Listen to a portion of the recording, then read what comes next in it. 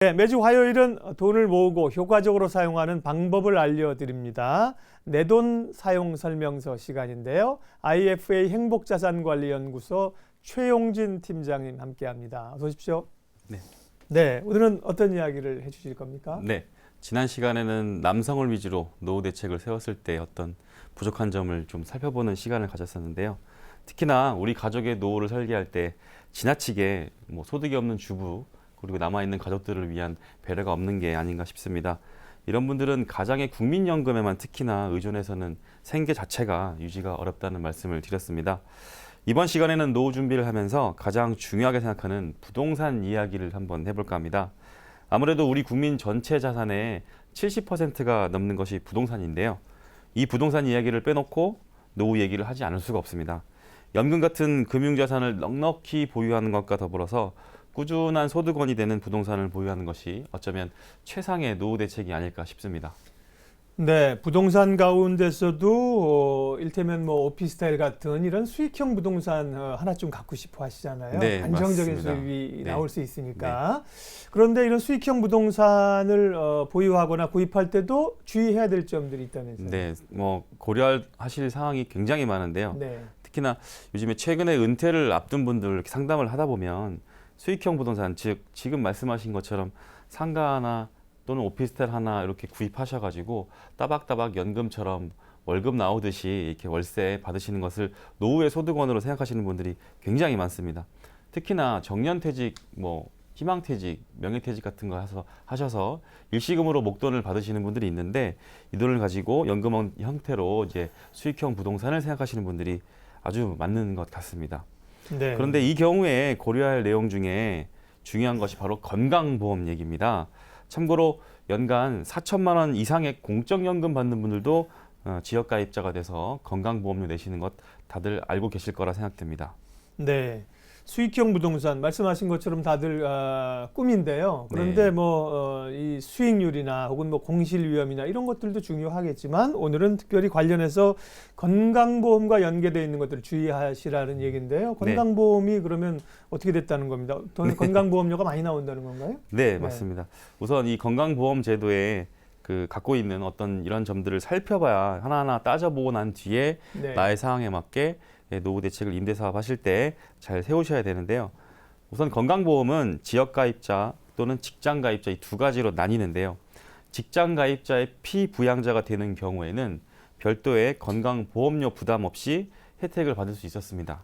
쉽게 말해서 직장을 다니고 있는 자녀의 피부양자로 등록이 되면 보험료를 전혀 내지 않고도 건강보험의 혜택을 받고는 했습니다. 그런데 이뿐 아니라 피부양자가 되기 위한 조건이 또 있습니다. 첫째로 동거 여부냐 아니냐, 또 부양 요건이 되었어도 소득 기준 금액보다 낮은지 아닌지를 따져서 동거 여부와 부양 요건은 그림을 보고 설명을 드리겠는데요. 이 요건에 따라서 피부양자가 되실 경우에는 건강보험료를 내지 않고 계셨는데 그림을 보겠습니다. 우선 가입자의 관계 배우자이신 분들은 동거하고 계셔도 아니면 동거하고 계시지 않으셔도 무조건 부양자로 인정받으셨습니다.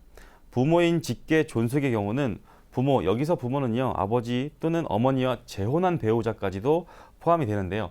무조건 동거하시는 경우에는 부양이 인정되고요. 비동거하신다 하더라도, 즉 같이 살고 계시지 않으셔도요, 아버지 또는 어머니와 재혼한 배우자를 포함해서 동거하고 있는 형제 자매가 없거나 아니면 형제 자매가 있으셔도 소득이 없는 경우에는 부양자로 인정이 받습니다. 두 번째로 법률상의 부모가 아닌 친생 부모라 표현하는데요. 이런 분들도 동거하고 계신다면 무조건 부양이 인정되고요. 부모님과 같이 친생 부모의 배우자 또는 동거하고 있는 직계 비속이 없거나 있어도 보수 또는 소득이 없는 경우에도 부양자로 인정을 받으십니다. 또 하나 있는데요. 가입자의 관계가 자녀인 경우입니다. 자녀인 경우에는 같이 살고 있다, 부양이 인정되고요. 같이 살고 있지 않을 경우에 가령 그 자녀가 미혼이다, 그러면 부양도 인정받고 있습니다. 맨 마지막에 보면 배우자의 부모인 직계 존속, 이 말인즉슨 아까는 우리 나의 부모님과 또는 친생 부모까지도 부양을 인정받는 어떤 조건을 살펴봤는데, 이 부분은 뭐냐면 내 배우자, 즉 나의 아내의 부모님이신 장인 장모님 또는 나의 남편의 부모님이신 시부모님도 부양자로 인정을 받는 조건은 똑같습니다. 우리 부모님이 받으시는 부양 조건과 이렇게 부양 조건을 따져볼 수 있겠습니다. 네. 아니 쉽게 설명을 해주신다고 표를 봤는데 어려워요. 그렇죠. 이게 네. 이제 용어가 나오고 표가 네. 나오면 아주 어렵습니다. 근데 어쨌든 구체적인 기준을 말씀해주신 거고, 뭐 피부양자 이런 용어 자체도 사실 어려워요. 네. 어쨌든거나 이렇게 본인이 보험료를 내지 않아도 뭐 자식이 있거나 네. 혹은 이제 배우자로 인해서 그 보험의 혜택을 받으면 좋은 거잖아요, 본인으로서는. 맞습니다. 근데 문제는 이렇게 수익형 부동산을 가졌을 경우에는 내게 된다는 건데, 그럼 지금처럼 부양 요건이 되는 경우에도 일테면 그런 혜택 받는 게 혜택이 안 되는 그런 네. 경우가 있습니까? 재산이 뭐 많거나 그러면 혜택이 안 돼요? 네, 맞습니다. 부양 요건을 모두 갖추셔도요. 네. 재산세 과세 표준이 9억이 넘어가시면 예. 실제로 서울 시내 아파트 한 채 정도, 그리고 뭐 시골에 땅 조금 있으신 분들은 무조건 9억이 넘거든요. 예. 이런 분들은 일정 금액 소득이 이상인 경우로 판단이 되어서 예. 피부양자로 등록이 불가능하고요. 지역가입자로 건강보험료를 꼭 내셔야 됩니다. 예. 그리고요. 또 이제 네. 자산도 그렇고 소득 요건도 있겠네요. 네, 네. 뭐 그림을 보면서 또 네. 설명을 드리겠는데요. 네. 피부양자 등록이 불가능한 소득 네. 여건이 몇 가지가 있습니다. 본인 명의의 사업 등록이 있고 네. 사업 소득이 발생했다. 이런 경우에는 피부양자 등록이 불가능해서 건강보험료 내셔야 되고요. 본인 명의의 사업자 등록은 있지만 사업 소득이 연간 500만 원 이상이 넘는다. 또는 이자 배당 소득이 연간 4천만 원이 넘는다. 지금부터 말씀드릴 그 숫자는 그냥 4천만 원만 기억하시면 될 것 같아요. 네. 이자나 배당 소득 또는 근로소득, 기타 소득, 연금 소득도 모두 연간 4천만 원이 넘어가면 소득이 많다 하여서 건강보험료를 내라고 합니다. 지금 건강보험료 얘기를 왜 하냐면 우리가 노후 대비로 임대사업 같은 거 월세, 연금처럼 받고 싶으신데 이렇게 갖고 계시는 이런 부동산 자산이 연금 소득과 합쳐서 연간 뭐 소득으로 잡히게 되면 가입자에 따라서 건강보험료를 내라 이거를 따져 물어야 되기 때문에 요 얘기를 하고 있는 겁니다. 네. 만약에 상가 하나 취득해서요 월세를 연간 1,000만 원 정도 임대소득 발생하신다면 예. 당연히 지역가입자가 됩니다. 이 경우에 본인이 주거하고 있는 주택과 뭐 준중형 승용차 하나 정도 이렇게 보유했다 가정하면 월에 적어도 18만 원에서 20만 원 정도는 건강보험료를 내셔야 됩니다. 예. 네. 이 지역가입자가 내야 되는 이 건강보험료가 월에 18만 원에서 20만 원이라 쳐도요. 이것은 투자 수익을 큰 영향을 미치는 요소가 됩니다. 네. 따라서 현명한 노후 준비하시기 위해서 임대소득 같은 거 생각하신다면 종합적인 수를 여러 가지로 고려하셔야 됩니다. 이런 뭐 오피스텔이나 말씀하신 상가 사면서 내가 돈이 지금 얼마가 있고 어디서 융통을 하고 수익률이 얼마나 나올까 이런 것 따지지 사실 그로 인한 건강보험료 내는 거 잘 안 따지시는데 네, 그 맞습니다. 얘기가 아주 중요합니다.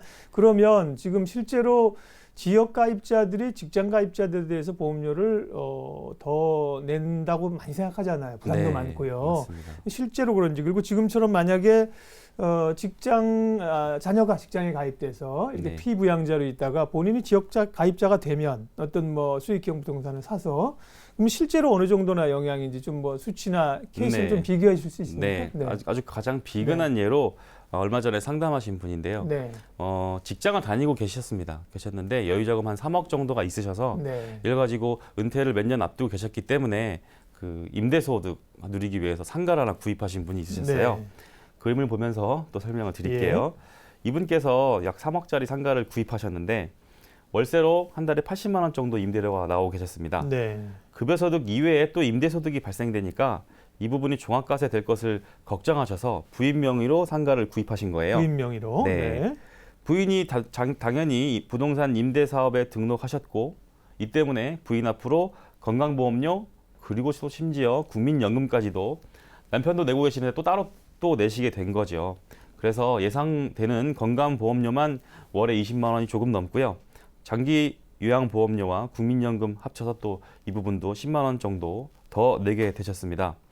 이렇게 되신 경우에 자 본인 즉 남편분께서 직장 가입자로 있으셨을 때에는 그 3억짜리 상가를 그냥 금융자산으로 4% 수익이 발생될 만한 금융자산으로 보유하시게 되면 연간 세금 떼고 약 1,050만 원 정도의 수익을 기대하실 수 있었는데 네. 이 부분을 3억짜리 상가를 구입하셨기 때문에 보증금 물론 1억 받아서 이것도 예금에 넣어놓고 1년에 한 350만 원 정도 이자 소득은 누리셨지만 또 임대 소득도 960만 원 정도 연간 발생하셔서 언뜻 보기에는 그냥 3억을 금융자산에 넣어놓은 것보다 당연히 부동산 상가 구입하셔서 월세 받으시는 게 금액적으로 따지면 약 260만 원 정도 더 소득이 늘어난 것처럼 보입니다만 하지만 배우자, 지역가입자로 건강보험료를 내시게 되어서 1년간 건강보험료만 264만 원 내셨고요.